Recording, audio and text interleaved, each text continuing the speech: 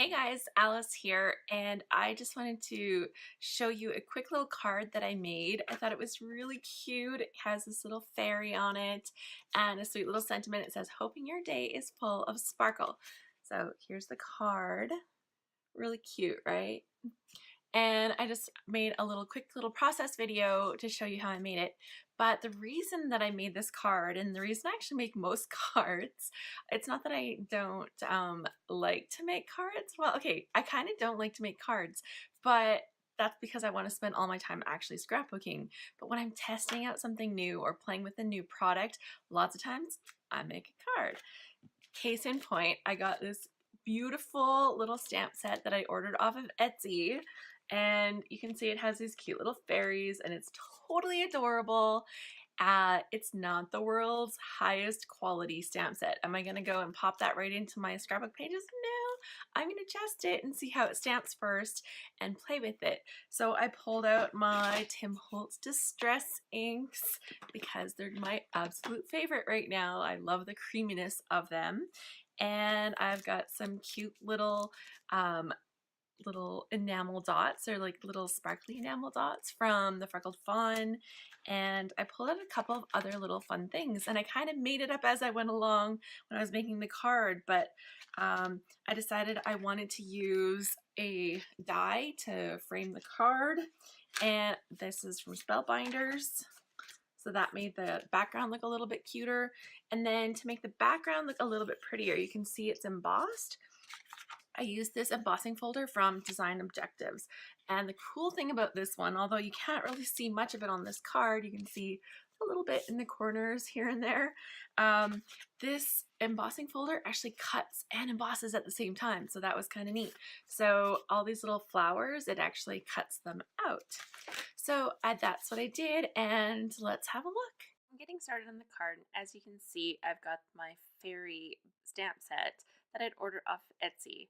It was not very expensive. It came in from China, and you can just see me struggling and struggling and struggling to pull the stamps off of the backing.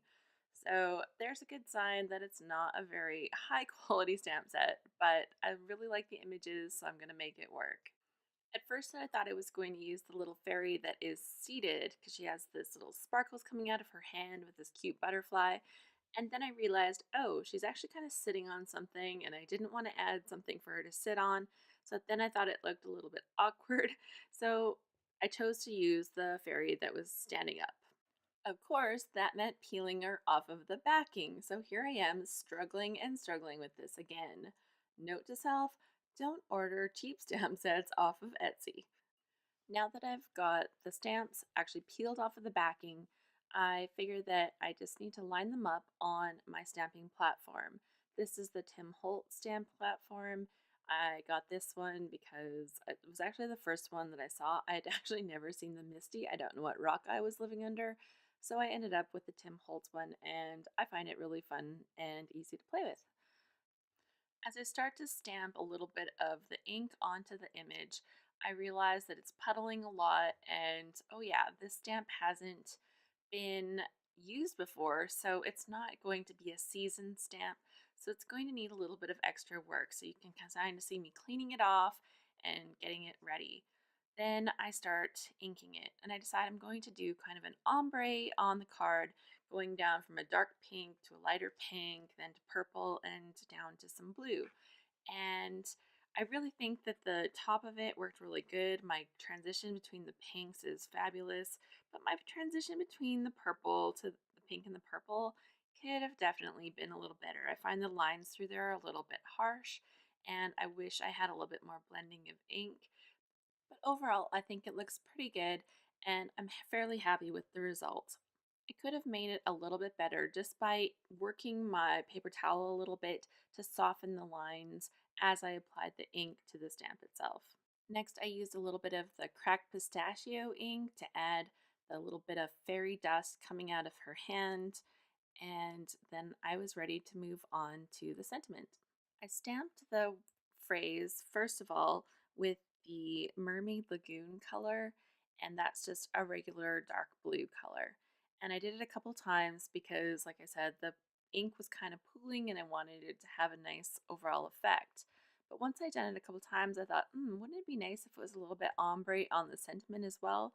So then I went over just the bottom part of it with some of the wilted violet, which is a purple color, and it totally looked awesome. So I was really happy that I decided to do that. Now I've decided that I'm going to cut around the white part with some sort of dye, but I'm not quite sure which one. I look at the one from Lawn Fawn for a little bit, and although I really like it, I think that with the elegance of the fairy and the fairy dust and everything, that this one from Spellbinders is a way better choice for it. So I run that through the Big Shot machine, and that was super easy. Now I have the shaped part, and I'm going to put it onto the blue background. And for a moment, here I am considering shaping the background because I was sure that I'd got a Lawn Fawn die that could cut around the edge. And when I looked at it, it wasn't the right size. So that wasn't the right one. I actually have a different one. This is a zigzag one, but that wasn't the one that I had in front of me, so I forgot that that was the one I needed. Instead, that was going to force me to get a little creative, which you'll see in a second. But first, I decided to use some foam tape to pop up the image.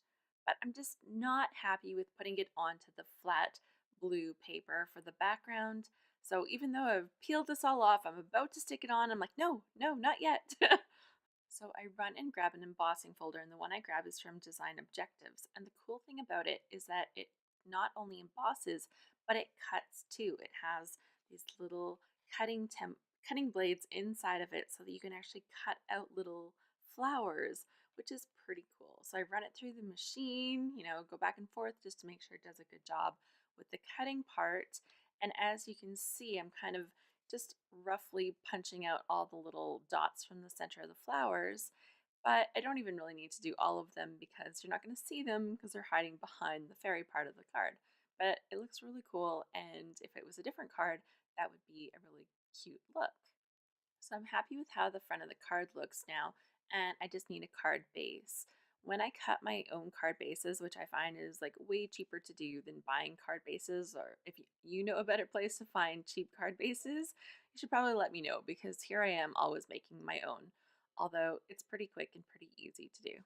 One thing I really like to pay attention to is making sure that my cards can always sit on a countertop and be sitting there so that they stand up nice and straight. And that works really good if you have the spine running along the side of the card rather than across the top of the card. So I'm really careful to make sure that I score my paper the right way so that I can have a card that will stand up alone when it's finished. And finally, it's time for the fun embellishment. So I add a few little sparkle enamel dots from the Freckled Fawn to the card, and that's it. It's complete. I really love how it turned out. It's super cute, and it stands up nice on the countertop. Here you can see the glitter enamel dots and the ombre effect on the fairy. You can also see the ombre on the sentiment and the cool embossing effect. And if you thought this was great, once a month I host a live event online for free called Scrapbook Live, and I hope that you'll come and join me for this. I create a couple of pages using a kit, and we have a draw for a free kit as well. It's lots of fun, and it gives you that incentive and motivation to hang out with other gals and to get something done. So grab your scrappy supplies and join me next month. Go to scrapbookwonderland.com/subscribe to get signed up. Happy scrapping!